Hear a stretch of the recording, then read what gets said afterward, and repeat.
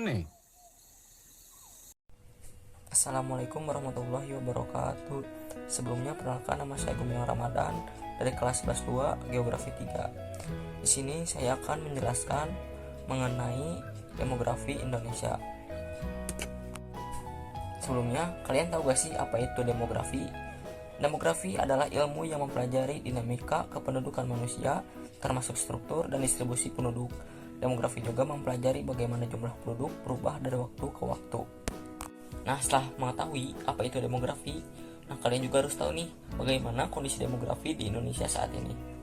Berdasarkan hasil sensus penduduk 2020 yang dilaksanakan oleh BPS atau Badan Pusat Statistik Indonesia, jumlah penduduk Indonesia pada September 2020 ada sekitar 270,20 juta jiwa, bertambah 32,56 juta jiwa dibandingkan dengan sensus penduduk yang dilaksanakan pada tahun 2010. Selanjutnya, laju pertumbuhan penduduk per tahun dari tahun 2010 hingga 2020 dengan presentase sekitar 1,25%.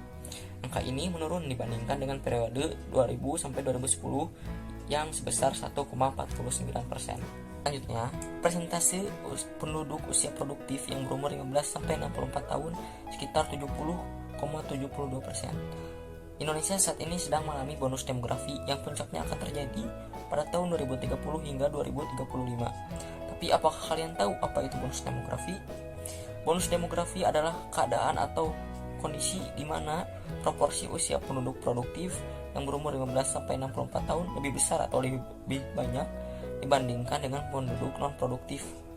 Selanjutnya, ada juga data mengenai persentase penduduk lansia sekitar 9,78%, naik dibandingkan tahun 2010 yang sebesar 7,59%. Nah, selanjutnya ada masalah demografi di Indonesia.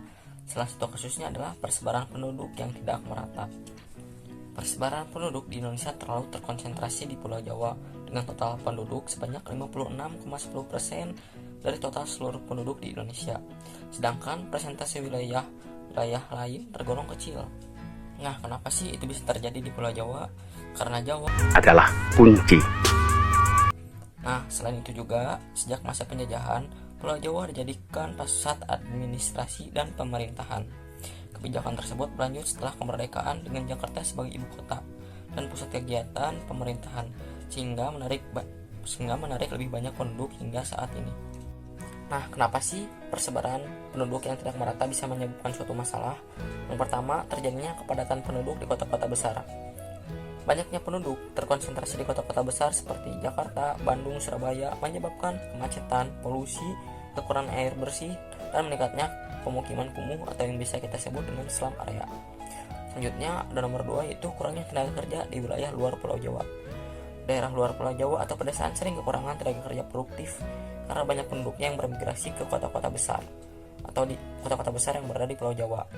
Akibatnya, sektor pertanian dan perikanan yang penting bagi ketahanan pangan di daerah terpencil kurang berkembang. Selanjutnya ada ketimpangan dari berbagai sektor antara Pulau Jawa dengan wilayah yang lainnya. Kota-kota di Pulau Jawa berkembang sangat pesat, sementara daerah luar Pulau Jawa seperti Papua dan Maluku tertinggal dalam pembangunan infrastruktur, pendidikan, dan kesehatan. Hal ini juga memperlebar kesenjangan sosial dan ekonomi yang terjadi. Keempat, ada eksploitasi lingkungan. Wilayah dengan kepadatan penduduk yang tinggi sering mengalami eksploitasi lingkungan, seperti alih fungsi lahan kosong untuk pemukiman dan pencemaran akibat limbah industri. Sebaliknya, daerah yang sepi penduduk sering tidak mendapat perhatian dalam pengelolaan lingkungan yang berkelanjutan. Terakhir, membutuhkan lapangan pekerjaan yang sangat banyak. Banyaknya penduduk Pulau Jawa tanpa diimbangi dengan ketersediaan lapangan kerja yang cukup bisa menyebabkan angka pengangguran meningkat. Hal ini dapat memicu masalah sosial seperti kriminalitas, kemiskinan, dan meningkatnya jumlah pekerjaan informal yang berbahaya.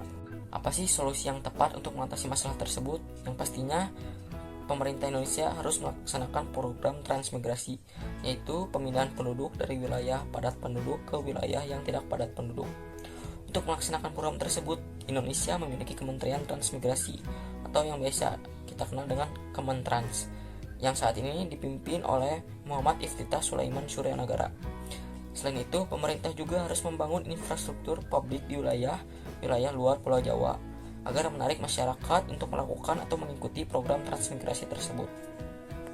Harapan saya sebagai siswa Semantika Bandung Untuk visi Indonesia 2045 adalah saya berharap pemerintah dalam lembaga pendidikan terus meningkatkan mutu pendidikan sehingga generasi muda termasuk saya sebagai siswa Semen 3 Bandung mampu menguasai teknologi, inovasi, dan keterampilan global. Dengan pendidikan yang berkualitas, kami dapat memberikan kontribusi nyata dalam pembangunan nasional. Berdasarkan pemahaman demografi yang telah diajarkan oleh guru saya, Pak Raffi, dan teman-teman saya saat belajar di kelas, saya percaya bahwa penting untuk mengurangi ketimpangan antara daerah perkotaan dan pedesaan, serta ketimpangan antara wilayah padat penduduk dan tidak padat penduduk. Harapan saya, melalui kebijakan yang berpihak pada pemerataan pembangunan, setiap wilayah di Indonesia mendapat akses yang sama terhadap infrastruktur, lapangan kerja, dan layanan publik, sehingga kemajuan bangsa dapat dirasakan secara merata. Terakhir, dengan sinergi antara pemerintah, masyarakat, dan peran aktif generasi muda, saya yakin visi misi Indonesia Emas 2045 bukan hanyalah sebuah impian, tetapi dapat direalisasikan melalui kerja keras, inovasi, dan komitmen bersama. Saya Gumilang Ramadan, saya cukupkan.